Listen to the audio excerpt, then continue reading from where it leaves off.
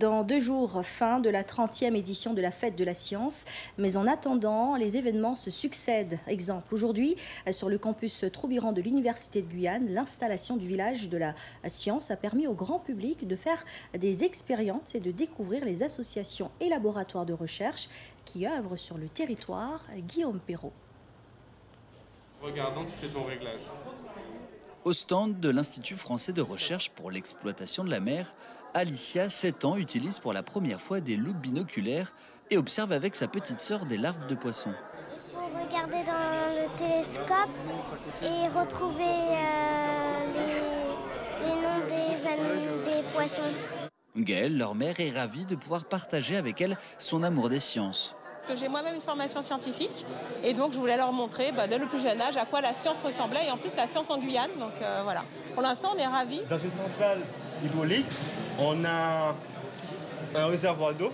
Davens souhaite devenir ingénieur. Il écoute attentivement la présentation sur les différentes sources d'énergie électrique de Guyane. J'aime la robotique, la mécanique, aussi l'espace. Le club d'astronomie du collège Auxence-Contoux dispose de la seule lunette solaire du territoire qui permet d'observer des éruptions solaires. On voit comme si c'était un gros point rouge et dans ce gros point rouge, c'est tout rouge et il y a des flammes autour. Qui peuvent varier, donc elles peuvent être à la fois petites mais aussi très grandes. Très utilisée dans le cinéma et les jeux vidéo, la motion capture est une technologie encore très peu développée en Guyane. L'objet de cette animation, c'était de montrer au plus grand nombre déjà la technologie et que les gens puissent s'approprier parce que nous, on met des outils à disposition du grand public. Au stand de la Canopée des Sciences, Marc-André découvre la biodiversité de son pays grâce au casque de réalité virtuelle. Très belle expérience, oui.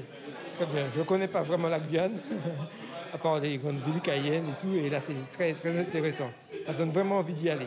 Coordinateur de l'événement, l'association La Canopée des Sciences fête ses 10 ans cette année, avec toujours un seul mot d'ordre, diffuser la culture scientifique d'est en ouest à tous les publics. La science, c'est pas réservé à une élite, c'est pas trop difficile, mais c'est juste que la science, elle est dans notre quotidien. Quand on allume une lumière, c'est de la science, c'est un circuit électrique, c'est des électrons qui circulent. Réalité virtuelle, mix énergétique, biodiversité, une vingtaine d'associations et labos de recherche ont pendant quelques heures émerveillé, illuminé les nombreux participants et savants en herbe du village des sciences.